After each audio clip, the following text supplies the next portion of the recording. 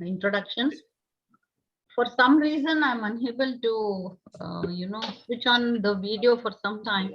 I will do it like after I complete my lecture. Is it visible? Yes, madam. Yes, madam. Okay. Okay. I gather that there is a mixture of teachers coming from different background. Anyways, nevertheless, even if we are teaching sociology, economics, physics, or chemistry, all of us, we are very much interested in maintaining our health, and we would also like to know what is the food and what nutrition is required. So, coming from food science and nutrition background, I thought it is essential for me to address about the changing trends in consumption and what is the impact it is having on our health, because nutrition and health are two sides of the same coin. So accordingly, I just termed the title of my talk today as Nutrition for Healthy Lifestyle. This is important for all of us, well, from whatever background we belong. So I will try, and in the next 1 hour, I will try to, share some of the scientific concepts with regard to how nutrition can impact and why there is a change and what consequences it can have. So this is the overall view of the content of my talk. So we'll try and understand what is healthy lifestyle and then a little about Indian diets. And I would like to stress about inculcating good food habits during adolescence, because that is the formative year. And then let's try and understand about fast foods and their impact on health. So firstly, here you can see in the upper half of the upper portion of the slide, there is a jumble of so many words. When we say healthy lifestyle, I'm sorry, there is a mistake in the typing. I think LI. Anyway, what is a healthy lifestyle? So when we talk of, like, your definition of a healthy lifestyle may differ from what I may think. But actually, if you go by the correct definition, it is a lifestyle which includes your diet, sleeping habits, physical activity, and other social interactions, everything which helps to keep and improve people's health and well-being. Just by eating good food, you cannot enjoy good health, or just by sleeping for long hours, you can't enjoy. We cannot say we are enjoying a healthy lifestyle. So it includes all these aspects, like good health. For that, you need mental peace, and you must be stress-free, and you must be happy, and you must have passion for whatever you do. You must have positivity towards the life, and how you live, how you interact, etc., with people, all of that. And many government and non-governmental organizations have made many attempts in creating healthy lifestyle and health promotion in their offices, in the premises, and by launching many of the programs.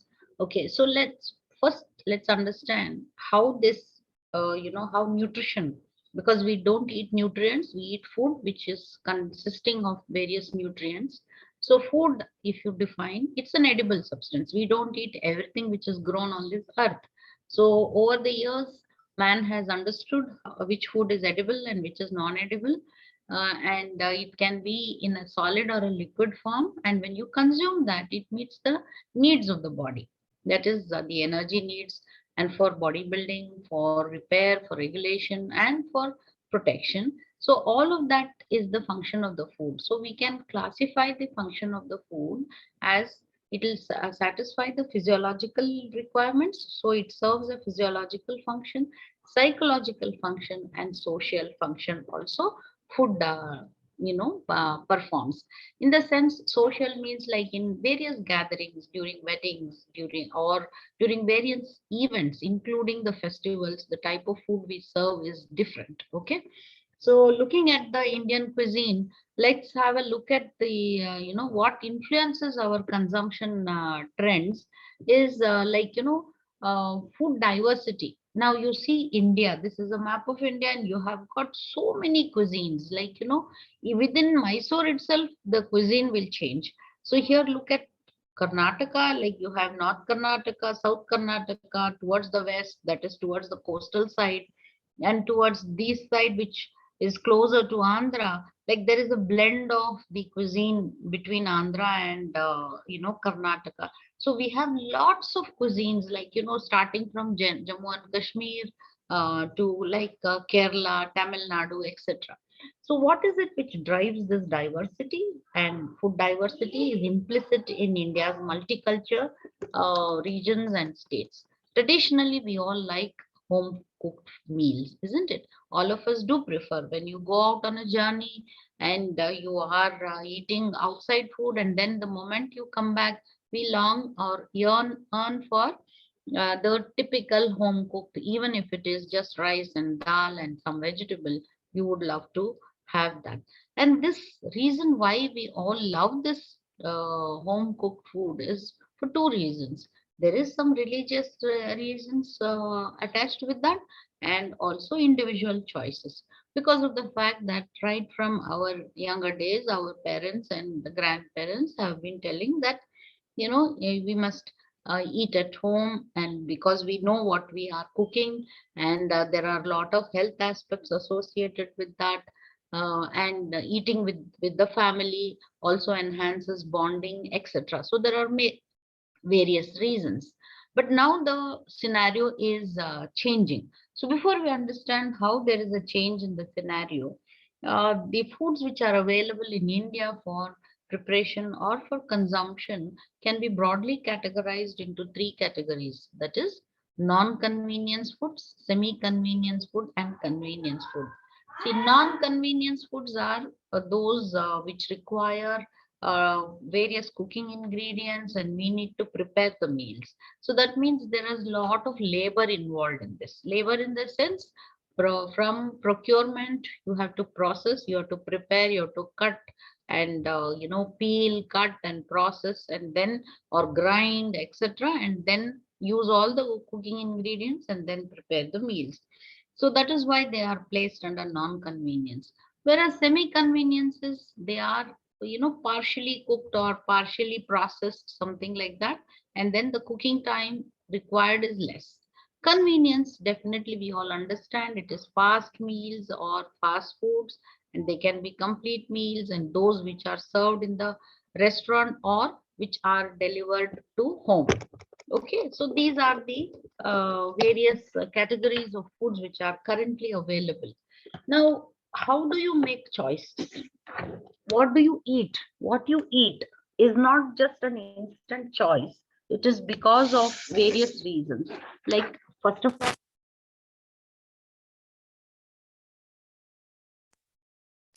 isn't it? So let's understand what actually governs food choices. So in this, we can see at least six Ma'am, we are different. having a bit of disturbance. Hello. Hello, ma'am. May you please show the slide? Hello. Ami. Yes, ma'am. What? Any problem? Ma'am, please show the slide. May you please show the slide? Slides are not moving. Yes, ma'am. Yes. Okay, thank you. You're not moving? Now it is moving. Okay. No, okay. if I put it to the slideshow, it is not moving, is it? Is it visible now? It is moving, ma'am. Okay. Now it is Okay, ma'am. Yeah, do let me know when any such thing happens. Okay. So what I was talking is about the foods available for preparation or for consumption. In the Indian scenario, they can be broadly categorized into non-convenience, semi-convenience, and convenience, depending on the time required and the availability of ingredients, in what form these ingredients are available. Like, if you already get cut vegetables, washed, peeled, and cut vegetables, then preparation time is saved. So such ones, and where they are partially cooked or something, it requires only a little bit of preparation, they come under semi-convenience. And which are ready to eat, you don't have to, all you have to do is shell out some money, so that comes under convenience foods. So what actually are the factors which influence our food choices are, As we all know, it is the socio-cultural context of eating and food choice.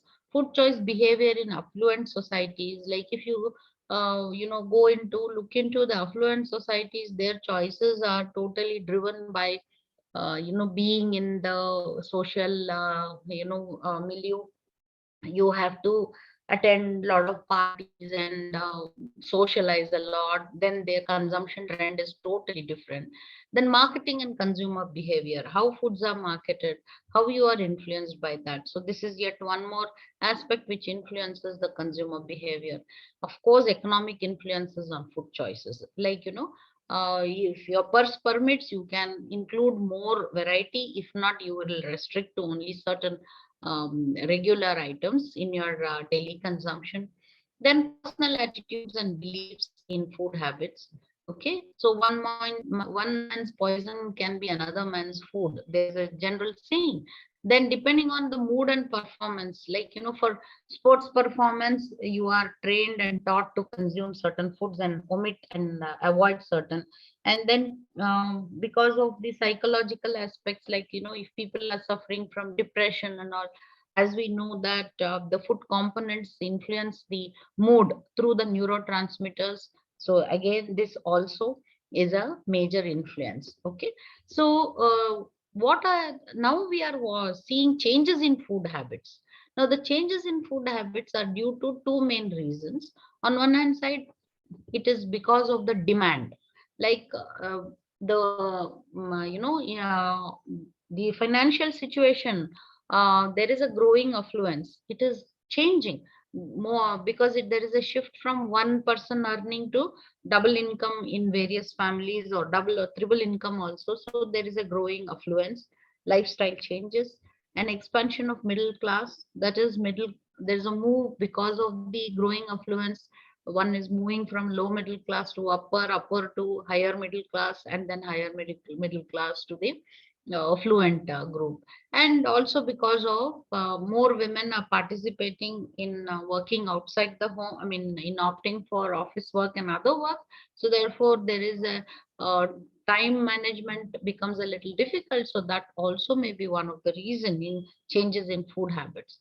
On the other hand side, why there are changes? Because they're supported by the supply side, the global economics, with the opening of the global market, like import, the foreign direct investment, FDI. So this has brought many foreign investors to open their stalls or supermarkets, hypermarkets in India. So most of the foods which are available outside are now available in India. That is supported by a reduction in the air freight charges and transportation. And thanks to all this, there is a growth of supermarkets and fast food outlets. What are the changes we are seeing as an impact of that is the dietary mix and its flavor are fast changing on the plate of the Indian consumer. Now, this is a simple statement, but if you look deep into it, our flavor has changed. What are you opting for today? Now, let me take an example of the masala dosa. You would be surprised and you'd be wondering, why am I mentioning about masala dosa? Okay, the traditional masala dosa, how it is made, like we all know it has a mixture of urad dal, or the black gram dal, and rice, and then it is soaked and ground, and it is fermented, and then the next day we put it on a ladle, I mean on a griddle or a tawa, and then we add oil. And then along with this, what are the two things which typically go? It is potato palya and it is coconut chutney. So this is how the traditional masala dosa is. But the flavor, the pattern of presentation of the masala dosa has changed now. You are finding a lot of fillings coming into it, including paneer, like or it is served with different flavors, and different ingredients are added as toppings.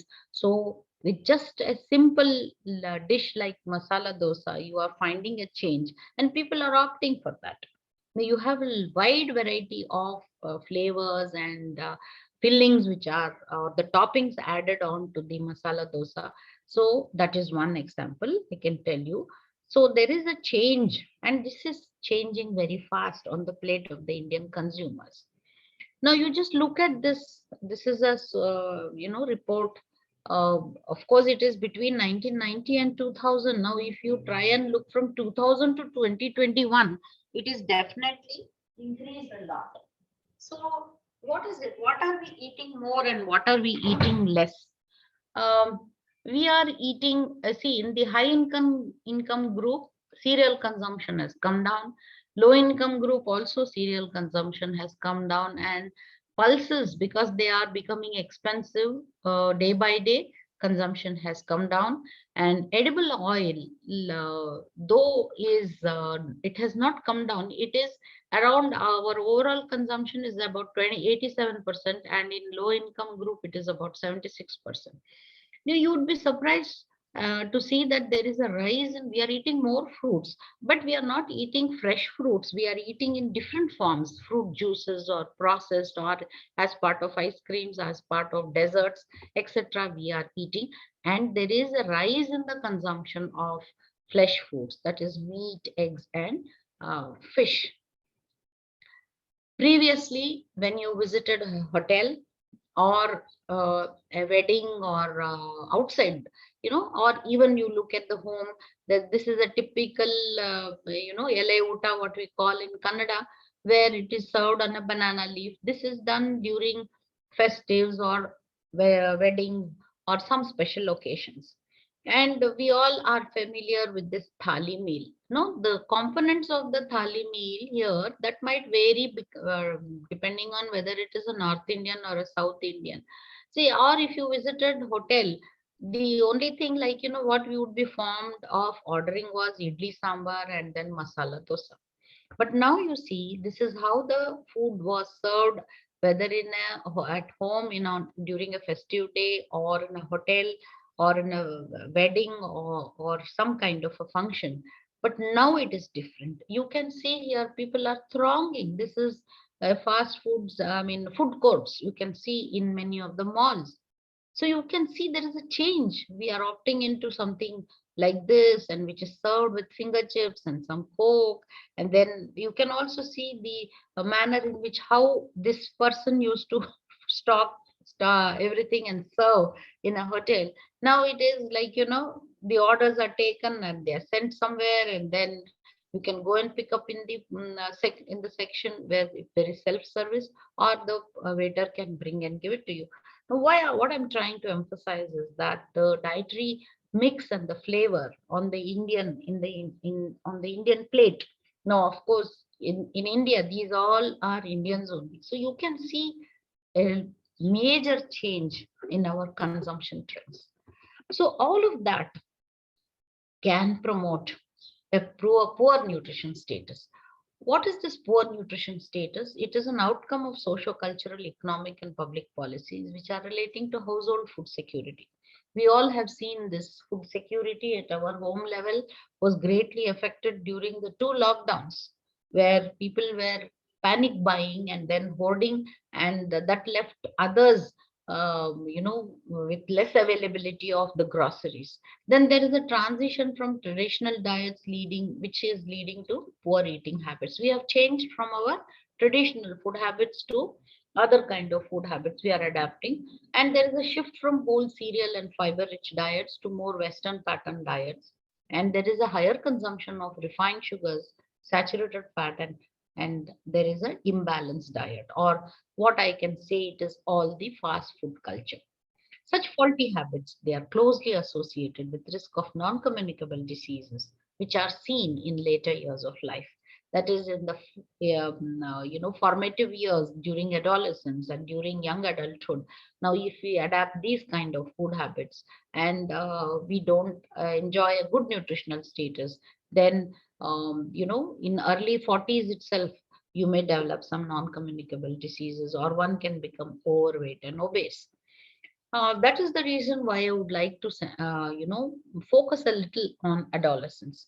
This is a transition period, and many of the audience, many of the teachers among you are, I'm sure, parents. You might be having teenage children or school going school age children. So it's very important as parents to inculcate good and healthy eating habits right at that age, so that they will continue it in later years of life.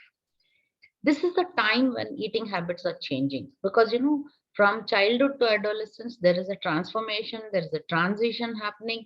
The child will be highly confused, am I an adult or am I still a child? Because in the quest to become an adult, or I'm growing up, I'm grown up, he or she would like to flaunt in the dress sense and in the eating habits. I can go out, I can make my decisions. These kind of behaviors adolescents are, they tend to adopt. Then patterns developed during adolescence, they tend to continue into adulthood. And see, all of us, if you retrospectively look back what we are eating today, why we are eating today, is all you can connect it with our during childhood and then adolescence, whatever habits we have retained or absorbed. That is the one which we hold them very close to our heart, and we don't want a deviation from that. And this is a critical time for developing health behavior patterns also. So we have seen that many children fall prey to use or get drug abuse or cigarette or alcohol and other kind of health behaviors. That is, you have the, what is that, gutka or various other kind of pan masalas and all that. So this is a very critical time. An adjustment of self perception owing to awareness of physical changes. See, puberty, onset of puberty brings in changes, physical changes, along with that hormonal changes. So self perception, the child is a little confused, getting adjusted to the changes happening, and more time is spent progressively away from parents, resulting in more independent decisions. I think this is where, as responsible parents, we need to keep track of what is happening with them, not give them too much liberty, and give them liberty but within limits, but please be aware of what is happening in their life. So the challenges which are faced by the adolescent population are adjusting to the structural and functional changes, learning to think differently, and establishing new ways of relating to individuals in their environment. I would like to share a few studies, classic studies, which have been conducted in India in adolescent population. They're trying to map what is the nutritional status, or is there a state of malnutrition among these. You must have, I don't know how many of you are ever aware of NNMB. The expansion of this is National Nutritional Monitoring Bureau. Very often, once in 5 years, they keep conducting surveys all over the country. Now, here, these are the states in which they conducted survey in about 2006.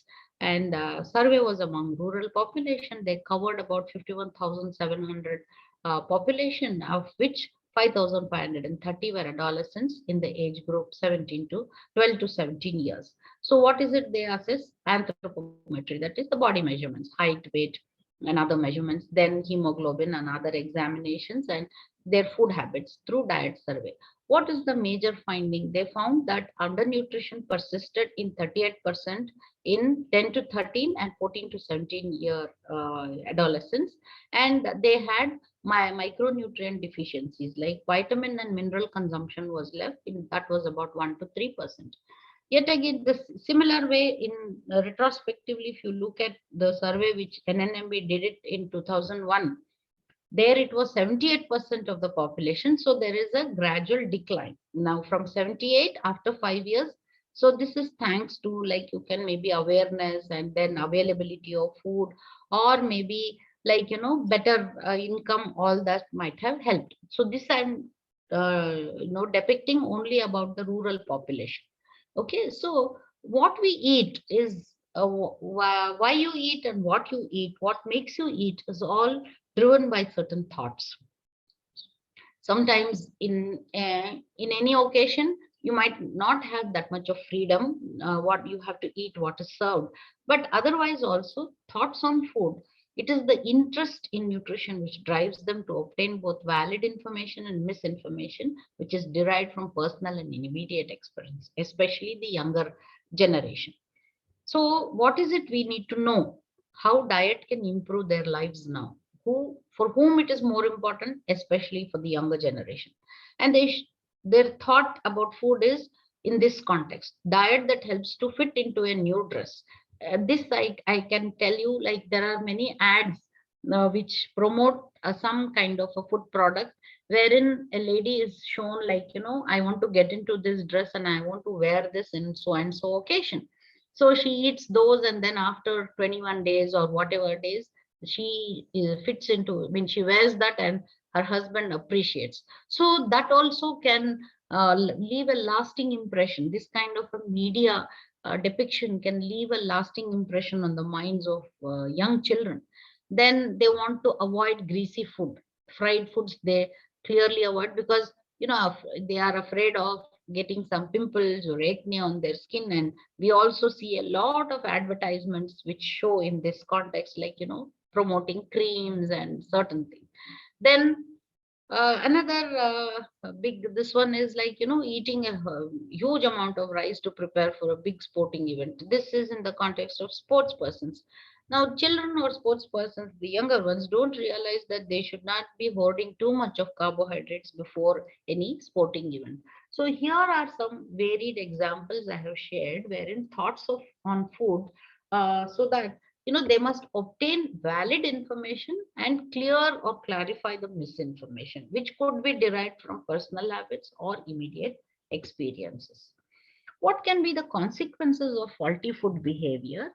See, faulty food behavior can immediately have an impact on your current health status. It can increase the risk for developing chronic diseases like diabetes, hypertension, heart diseases in later years of life. Then more importantly, for a growing child and during the teen years, now if they consume a lot of fast foods which are high in fat and high in sugar and salt, it affects the formation of the bone mineralization process. So it will not attain the density, the maximum density. Bones will not be thicker and they will not have enough calcium, phosphorus, etc. And as a result, what happens in later years of life, uh, very fast, the bones start thinning down and there is an increased risk of osteoporosis. And they are also at faulty food behavior can place them at risk of developing iron deficiency anemia, which is reflected by having low hemoglobin level, which in turn reduces the working capacity, because oxygen carrying capacity, that is the major function of hemoglobin. If you have low hemoglobin, then you have less oxygen being supplied to all tissues and cells. And the other risk is that becoming overweight and obese and excessive body weight. Why are we so concerned about it? We should not encourage, or we ourselves should not try and shed some weight. In case if you are obese, shift from obese to becoming overweight. At least that is little better, and then try and attain the ideal body weight or closer to the ideal body weight, for the reason that excessive body weight, which is nothing but excess fat, can increase the risk for hypertension, cardiovascular diseases, diabetes mellitus, depression, infertility, and certain types of cancers. That is, excess fat in the body can be a risk factor for breast cancer, endometrial cancer in women, colon cancer, and prostate cancer in men. So there are a lot of studies, but you cannot say that if a person is obese, he will definitely develop cancers along with other risk factors which may increase the risk. Okay, so we'll move on to another topic: junk food. Now, in the right sense, what is junk? Junk word is always associated where you see a pile of waste material, which could be metal or wood or whatever it is, in junk yards, or in where all the old vehicles parts are removed and then they are thrown or piled up somewhere. But we have, without realizing, we are using this term junk is associated with food. See, no food can be junk. Food will provide some nutrients, but it is not the right terminology. So rather, we must call it as fast food. Fast food in the sense I will explain to you next. So how did this term junk food originate? It was sometime in 1972 Michael Jacobson, he was the director, Center for Science and Public Interest in US.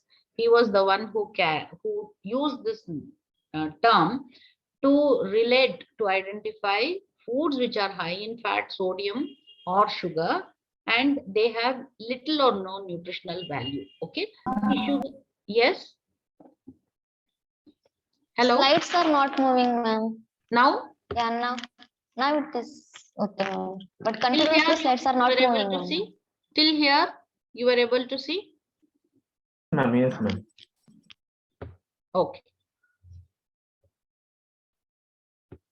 Okay. So this is I mean, it was in 1972, as I was telling, it was an informal term. He was just trying to tell people, like, that these foods are very attractive. What is it like? They may look very colorful and they may be packaged very attractively. They may, the attributes are like, this looks very attractive. This also looks the yellow color, the red color, the can, and they may have longer shelf life. And fast food may also be a junk food. Okay. Now, whatever it is, the term fast food, junk food, these have little or no nutritional value. Let us see. Now, this is a beef burger. At least it has got some cereal. There is some meat here, and then there are vegetables. But there, not to forget, there is a whole lot amount of cheese and cream and all will be used. And this will definitely be high in fat, but it is also providing some protein. But look at this. This is made from potato. Okay, potato is starch. No other nutrient in it, and it is deep fried, so it is a source of only energy which is coming from starch and fat. And whereas this is chips, again potato, and this is the Coke. What does it give you? Only sugar, nothing else. Or popcorn. So like that, as a snack in between, just to quench your hunger, occasionally is fine. Popcorn is good, but now what are we doing? We are to pop a corn, you need to add oil. If the next time you buy the popcorn sachets to be made at home, please see how much of oil it has. Then we'll realize that this starch and fat combination is lethal. And not to forget the sodium. Without salt, if you taste chips, you will not like it. Without salt, popcorn doesn't taste, and French fries don't taste well without salt. So eventually what happens is we get addicted to salt and we try to consume more and more, and which can increase the risk for developing hypertension along with genetic and family history. So fast foods, definitely they taste good, but it has a lot of things added to it to make it easy to cook and eat, and this includes salt and fat. Okay, we now have serious concerns about the effect that too much salt and fat in your diet can have, what effect it can have on your health. Definitely, as I have been telling. Okay, so here is one I'm trying to show. Eating junk food can cause, what are the health concerns? Weight gain because of the extra fat or high sugar content, the weight gain, and then it might increase the risk for diabetes, increase the risk for heart diseases. Okay, so here is a cartoon which is telling, would you like your arteries clogged here, or you want to go? And that means, indirectly, in a humorous way, it is like, do you want, how much of fat do you want in your food item, whatever this customer is ordering? So he is asking, like, you want minimum fat or maximum or surplus fat or cheese or whatever.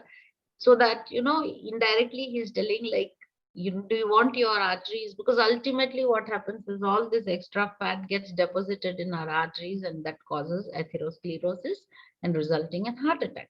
So continuous eating of junk food exposes the body to long periods of bad nutrition. The result is release of free radicals. This is the scientific perspective. So free radicals are generated because of excessive consumption of fat and other junk foods, and these affect for faster aging. Okay, so junk food is a real threat to children who love it.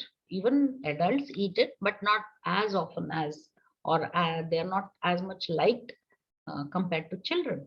They are a real threat for the children. Now, if your child is eating, then control their food habit. they will eat fewer amount of nutrient foods, and this in turn will result in all those problems which I mentioned about.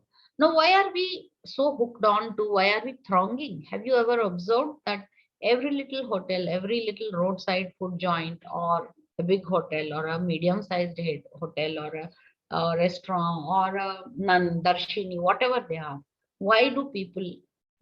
That is because affluence. We can afford now compared to when we were children. We would go maybe once in a month or very occasionally we would visit. The reasons which are cited, this is based on consumer survey. They say it is convenient, and of course it is clean. Like they search for which restaurant to go based on the hygiene and cleanliness, and based on the way they serve, friendly service, etc. And we ignore when the food is too delicious. We ignore all these. That is why we don't mind eating the pani puri, even though the person serves without any wearing any hand gloves. However clean his towel is or not, the counter or where he's standing on the footpath in a busy road with lot of dust, we don't mind. So it is, these are the reasons which are generally given by people. So there are a lot of studies across the world which have talked of, which have tried to evaluate what is the effect of fast food consumption. So there is an effect on calorie intake. That means we consume more energy, and it increases the body mass index. That is, body mass index is expressing your weight in relation to your height. So if your BMI is more than 22.9, then there is a category, like, you will be categorized as being overweight, and then if it exceeds some index, then you are categorized as being obese.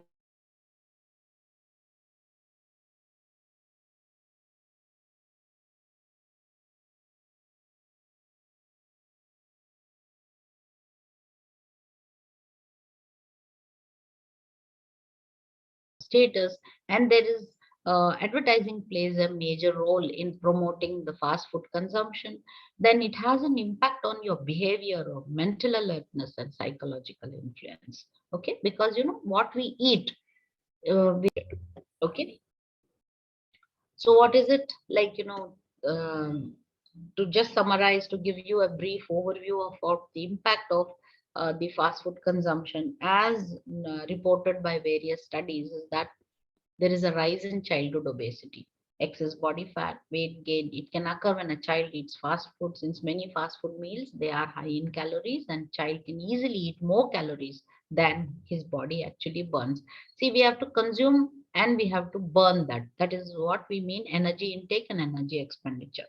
Just 2 days ago, I was reading a report in the newspaper which said, like, just in a matter of 1.5 years after the onset of this COVID and then the two lockdowns, there is a rise in the number of children who have become obese. So childhood obesity has risen. This is of India I'm talking of. And then also adults also have become, their weight has increased. So that is the impact of a short-term change in our lifestyle. And if this continues for a longer time, then we can anticipate what could be the issue. Okay, so this is one consequence. And another one is because of having too much of fat in our body, the such a diet can result in a person developing resistance to insulin. Insulin is a hormone which is required for maintaining normal blood glucose level. Now, if there is too much of consumption of fast foods which are rich in fat or rich in sugar, then it will increase, it will make the pancreas, the beta cells in the pancreas are the ones which make insulin in any person's body. So because there is excessive sugar level circulating, the beta cells will make more and more insulin, and their capacity, they get exhausted. So that is how it happens, and the body will develop resistance. Even though there is insulin circulating, the cells have lost the capacity to recognize insulin and react to that. So this is called insulin resistance. It can act as a precursor to other diseases in adulthood. Okay, so that's because of having substantially higher levels of blood glucose for a longer duration of time. This could be because of poor diets. Then the other consequence is that children, because of consuming these kind of fast foods or unhealthy diets, is that they may face difficulties at school, because our cognitive performance is influenced by what we eat, what we provide to our gut. So it can affect. So if you are not including brain friendly, heart healthy foods, and which go in the making of neurotransmitters, it can affect your child's performance at school. The brain relies on proper fuel as a source of energy, and then it needs many nutrients to facilitate learning and for good memory. So a fast food in the long run, fast food diet may lead to nutrient deficiencies like calcium deficiency, iron deficiency, iodine deficiency, etc. In simple terms, I would like to say that the child's brain will not have the tools to learn effectively. Then another consequence is that blood cholesterol levels. Fried and processed foods, particularly, we call them, all these category of foods come under fast food category. They contain high amount of oxycholesterol. This is a little known type of cholesterol. We don't know much about it, but this when we talk of cholesterol, we don't talk of oxycholesterol. Oxycholesterol, this is another form of cholesterol, another chemical form of cholesterol, which is generated when foods are processed to various processing, ultra processing, and then they are deep fried in oil. So this may prove to be the very lethal to the heart. Okay, so here you can see this is how the interior lumen of the artery looks. This is a normal human artery. I was talking of the process of atherosclerosis. When you slit and see a cross section, these are the smooth vessels. This is the outer appearance of your artery, and this is the endothelium. So there is enough space and blood can freely move. What happens is in the long run, due to aging and due to the type what we consume and what is our lifestyle, what happens is that the architecture of the endothelium, this changes. Here it is just a thin lining. It is not nothing but a lining of cells. So what happens is like these, you can see that there is an expansion. This thickness increases. So it becomes there are a lot of lipids, calcium, cellular debris gets accumulated, macrophages are accumulated, and these macrophages work on these and then they convert them into foam cells. Ultimately, what is happening is the interior area, the diameter, it becomes narrowed because this is called as an atheromatous plaque. So ultimately what happens is it is like a water pipe being clogged inside and it needs more pressure. You have to pump water with more pressure in order that it flows. So the same thing happens in this situation also. The heart has to pump with more pressure in order that blood flows through an artery which has kind of a clogged or a atherosclerotic plaque. So gradually, if this increases, like if this portion keeps increasing, then this might become narrower and narrower, or it might block. So ultimately, what is the effect?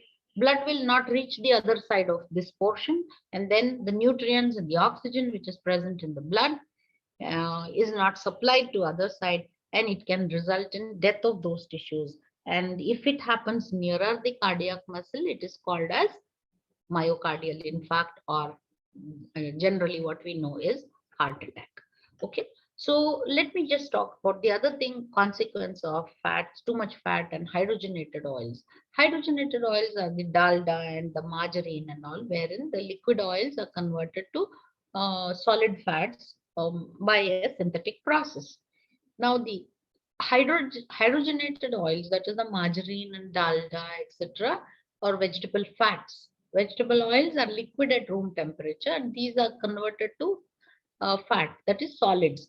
So these are used popularly in the making of cookies and cakes, and all the bakery items are made using hydrogenated oil.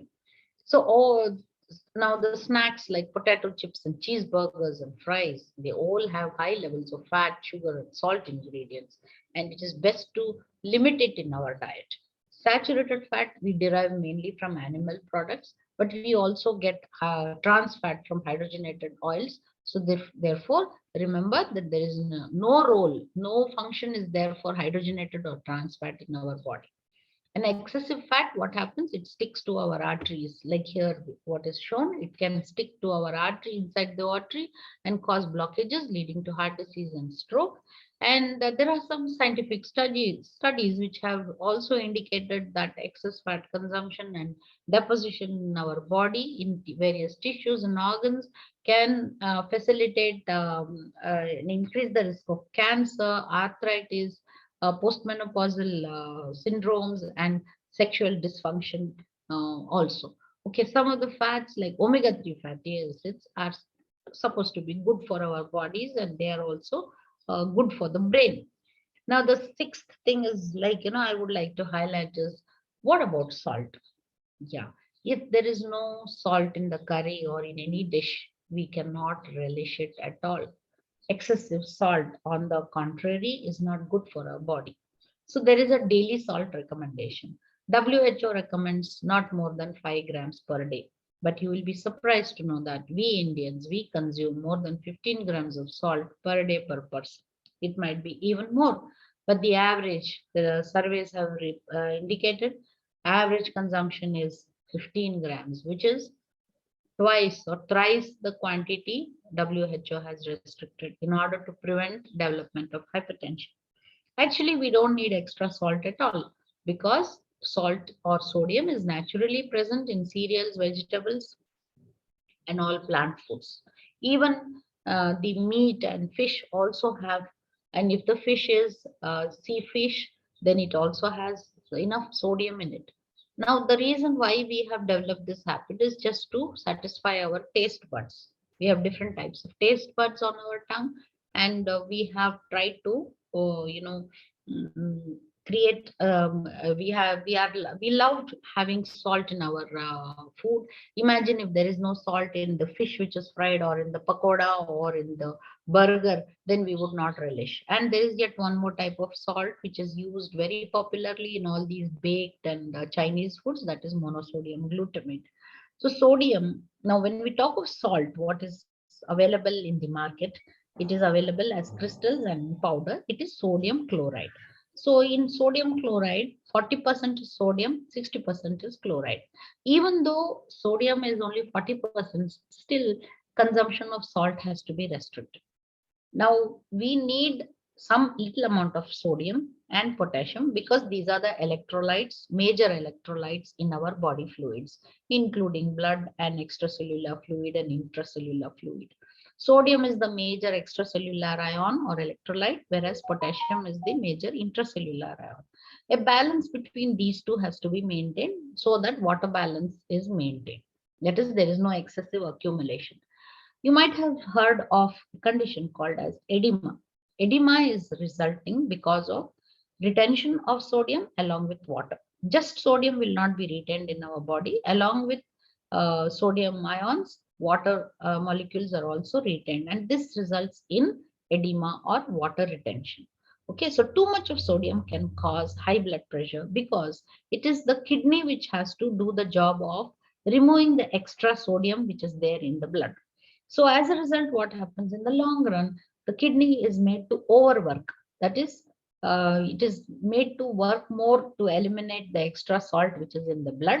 And as a result, it can lose its functional capacity and it can develop a certain dysfunction. Okay. So that is why we need to cut down the salt in our diet. So let me just share a few facts with you all. 72% of urban Indians are at risk of heart diseases. These are some major surveys conducted by ICMR and other prominent bodies, and they have depicted a very disheartening state and very scary thing. 80% of these urban Indians, they are in this age group. We are hearing of youth dying. We can never forget Puneet Rajkumar's death. Like, he was so fit, 46-year-old. All of us have felt because that is not an age to die. And upon that, he was so much of a fitness freak. Did he overdo it? How was his diet?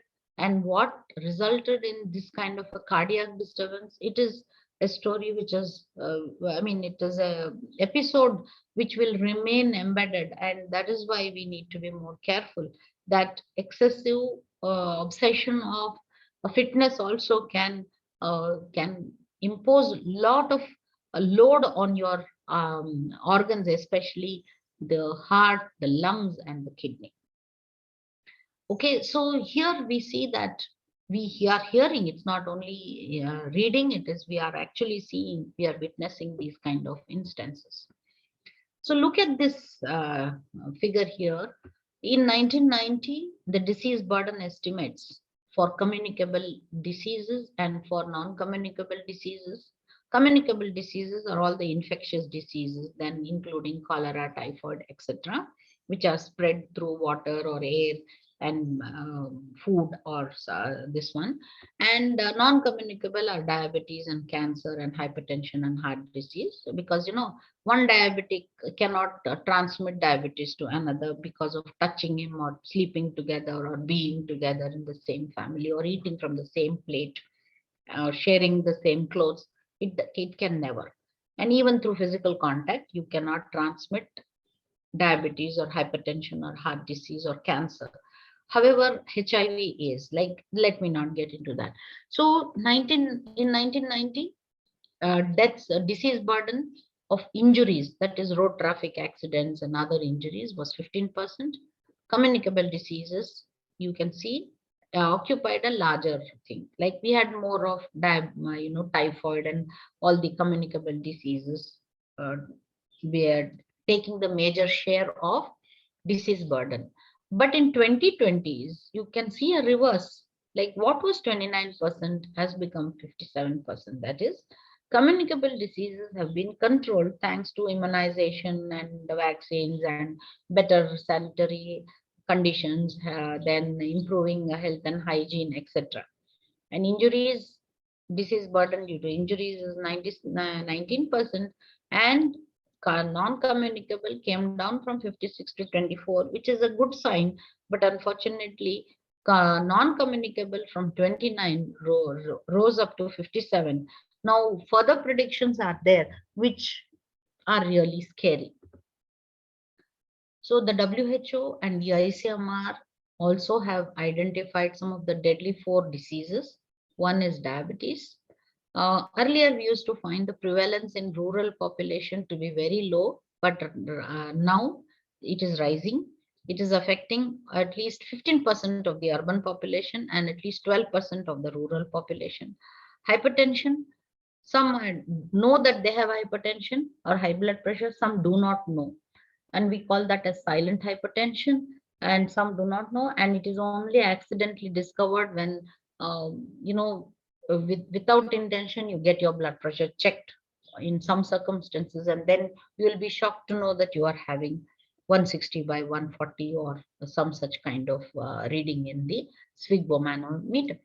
So by 2025 in India, 213 million Indians are estimated to develop hypertension.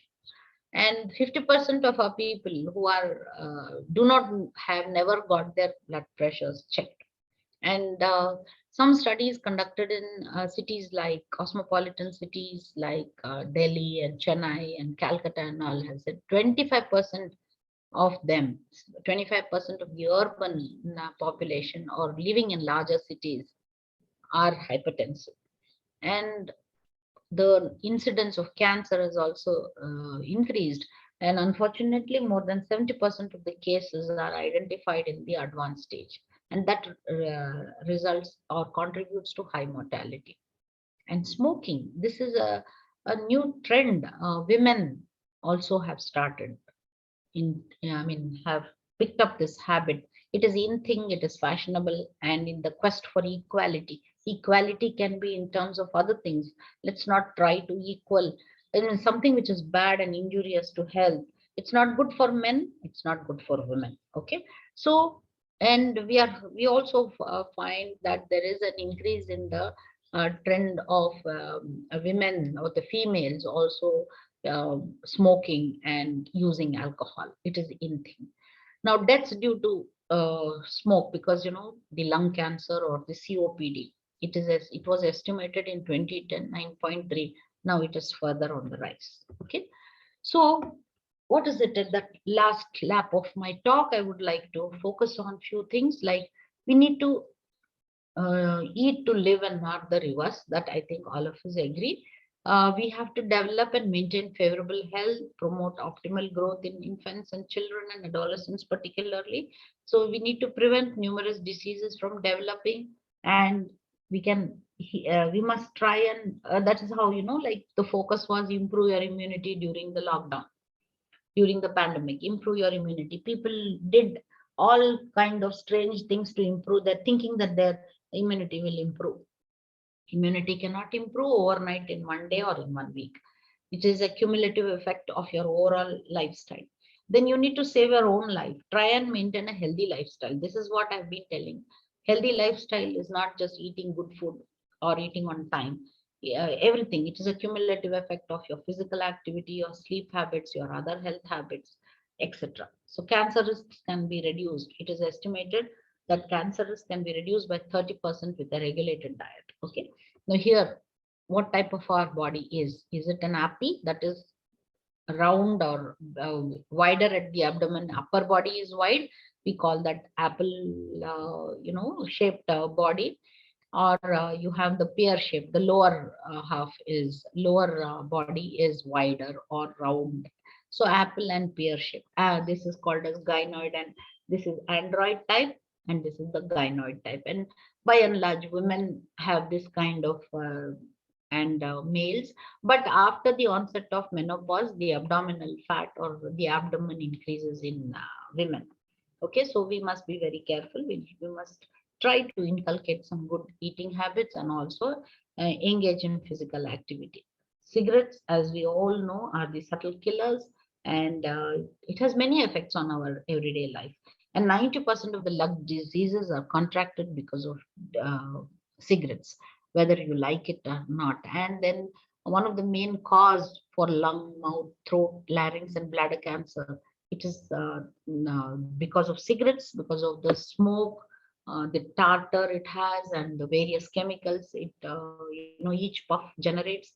It can also affect in other ways, like chain smokers will have yellow fingers and bad breath, and this leads to accumulation of atheromatous plaques. So therefore, as a consequence, the blood pressure increases because the heart has to pump with greater pressure, and their lung power also will be reduced over the years.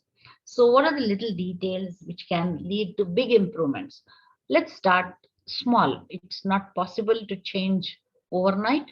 Let's make a shopping list. No, today what I observe in all the supermarkets and these markets is we do impulsive buying and we do impulsive eating. You just go and you look at the menu and you get attracted. Whether it is a convenient time to eat that, will it be digested? We don't bother at all. Especially when you visit a cinema hall. There is I recall my younger days when we used to go at interval time. The max is like maybe samosa or some popcorn or something, or not necessary that you have to eat. You have gone for entertainment. So the kind of foods which were sold in the outlets in the cinema halls used to be cake or a samosa or something like that, some chips or these kind of things, or a coke or some fruit drink like that. But now you can just see large plates with finger chips, with burgers and everything. And all of us, like you go for a night show, you have had your dinner and gone, but in between also you keep eating, you keep sipping lots of coke, which is nothing but sugar. You eat potato, that is the finger chips. What is that? High in fat, high in starch. So, and that too at what time? That is the time when your body organs want to rest so that they rejuvenate and be ready for the next day's metabolic activity. At that time, you are dumping more food and your organs are already sleeping. That is, they are working at a minimum pace. So that's not the time to provide or dump your intestine with extra food. So when when you have a tendency to shop you don't do impulsive shopping, because we simply hoard the groceries, because you buy one you get another free, and you buy something you get something extra. Today it is offered at a very low price, we go in. So when you are too hungry, don't go and shop. So what we do, we have a tendency to eat something, anything what is available. Then if you want to eat less, have a salad before your dinner, and then take the leftovers for lunch the next day. Whatever is remaining, you carry that for lunch, and try to be a little more active. Now everything is finger touch, or wherever you can have access. So let's get up and move to, even the fans are remote controlled. You can reach your home. Before you reach your home, you can switch on the AC. These kind of gadgets are being promoted, and we are all attracted to fall prey to these. So let's change our food habits. Little changes in our diet can affect our health enormously. When you eat meat, I wouldn't say don't eat meat or stop eating meat. It's your personal preference. But how often you eat, how much you eat, how you cook is important. Okay. So if it is chicken, try and remove the skin, because subcutaneous fat is more in that. And the type of cooking is better than fried. Like, don't deep fry it. Already meat has got high saturated fat and overall fat. So try to use minimum oil and cook. Drink low calorie beverages. Water is the best beverage. Unsweetened tea, diet soda. Even I wouldn't advocate diet soda, because you don't know, some alternative sweeteners will be used. So fresh fruit juice without sugar is recommended, or our good old tender coconut. Don't you have time for breakfast? I mean, many of us try to miss breakfast because we don't have. So, but try not to be hungry in the morning, because you're breaking your overnight fast. So try to adjust your, manage your time properly, and never miss your breakfast. Otherwise, you will have a tendency to overeat in the later part of the day. So maximize your energy whenever it's possible. You try to, indulge in some physical activity, and exercise regularly. Like, walking is the best exercise. You don't have to spend, just you invest in a pair of comfortable shoes while you walk, not walk on uneven surface or in a busy road, or some place where you can maintain the same speed. 20 to 60 minutes of exercise is required. Those who can afford at least up to 60 minutes, that is afford in the sense, in terms of time. Intensity plays a major role. Gradually, you can increase the distance you walk. Discontinuous activity also is beneficial. That is, 15 days you are at it, and then you take a break for 3-4 days, and then you again continue. But discontinuous does not mean for 1 week I am active, and then for 6 months I'm inactive in terms of exercise. And we need also to maintain flexibility and build the muscle strength, because as we grow old, our muscle strength comes down, muscle endurance also comes down. Muscles, if you don't use them, they get into a state of disuse. So therefore, let's try and use our muscles, and need to change our lifestyle habits whenever the choice is there. Instead of the lift, like if it is the first floor, you can, and if your knees are in good shape, it doesn't cause pain, then take the stairs, please. And then you are stuck in a cubicle in a busy office and use the excuse of having no time to train. During like lunchtime, you can go up and down the flight of stairs. Okay, 15 minutes of up and down, or just take a walk. On weekends, use your legs instead of your vehicle. Now, many of us have a tendency, even if the shop is at the around the corner, we pull out our two-wheeler or car or whichever vehicle. We don't walk. Now, lastly, I would like to say that being obese, being fat or round or being extra large, it's not just about the body image, how you look. It's not about physical attraction, because obesity is identified as the cause of high blood pressure, breathing disorders during sleep, coronary heart disease, and many more. So we need to shed that extra weight. Okay. And make the right choices. If you love to swim, please do that. If you like to play shuttle or tennis or any other kind of activity, but not sitting in a place and playing like chess and carom and all, no much of physical activity where you move your body. Okay, so from the industry side or the food processing side, I just want to tell something. Please inculcate the habit of reading the labels on the packaged food. So until you see or read, you will not recognize. Okay, is there, how much of fat is there? What type of protein is there? What's the amount of sugar which is added? All these we need to be aware of when we are buying. So there's definitely a strong need for public health and community to identify, prepare, integrate, and implement activities that help to promote health and healthy habits. So when good eating and exercise habits are formed at home, they can last a lifetime. Please use these techniques to teach your children the importance of staying active and eating nutritious food. What are the efforts made by important bodies in education? UGC has given a directive to all the colleges and universities to ban junk food, not to be served in the college canteen or cafeteria. So vice chancellors have all been sent instructions to sensitize students on the ill effects of junk food. MHRD has issued instructions to ban junk food in colleges, and this definitely will go a long way. I think all of us as teachers, we need to create awareness. You don't have to be a teacher of, I mean, a faculty of food and nutrition. As a teacher, you have every right to inculcate these in our children or our students. So, in this context, I would like to mention that Food Safety Standards Authority of India, you might have heard of FSSAI, is taking a lot of initiatives and creating awareness. One, they have launched many movements like trying to promote eat local, eat seasonal, eat variety, and then to eat fortified foods which have added iron or B12 and folic acid. Wheat flour, you get fortified wheat flour, fortified rice products are available.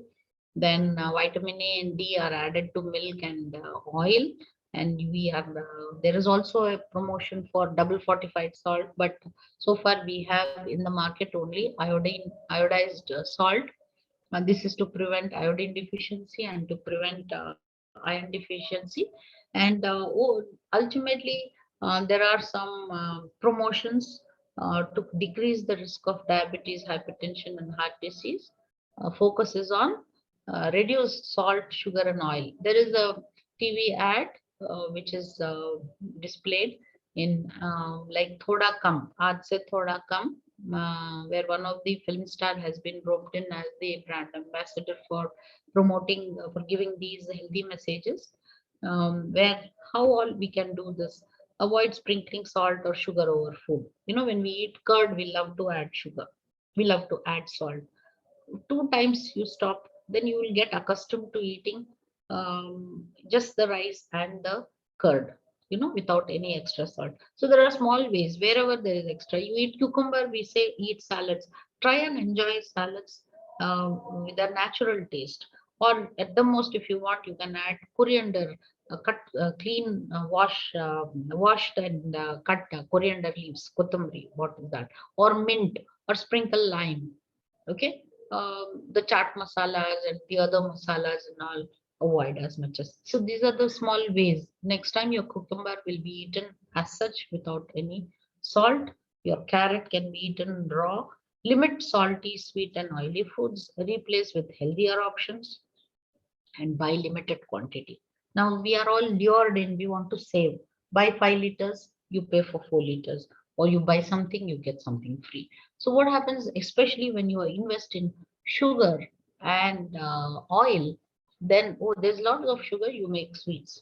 But there's lots of oil at home, and we have a tendency to, you know, use it in making deep fried products. So we Indians, we love pakoras, bhajis, bondas, and samosas. So we need to use smaller measuring spoons or try to change your cooking utensils, like go in for these, non-stick items. That will be really good. Okay. So what would happen if we lived on fast food for a month? This is a take-home question. So it is time for all of us to introspect, because if we want to enjoy good health, and we have to follow certain things, bring in a change in ourselves, then be a role model for our children so that they will also follow that. And I would like to end by quoting this, um, teach a man to fish. You know, you education, this is what I'm trying to say, is that if you educate a person, it's going to pay for itself. Like today, if I have told something, if you have retained something, it will be beneficial, you can practice it. So it is like you give a man a fish, you will feed him for a day. Okay, how many days can you keep providing food to someone? Instead, you teach how to earn, or you create awareness. So teach him how to fish. He can continue, I mean, the next day he will try, and he will fish for himself, and then he'll try to feed for him for a lifetime. So this is what, on the take home message from this is that if we create awareness among everyone, especially from to the younger children,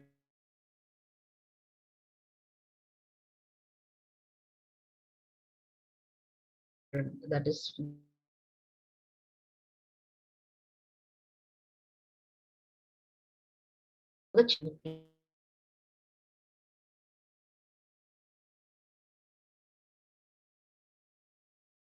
have any Hello. queries, you can Thank please you, ma'am. clarify. Yeah, thank you for your Yes. valuable speech. My question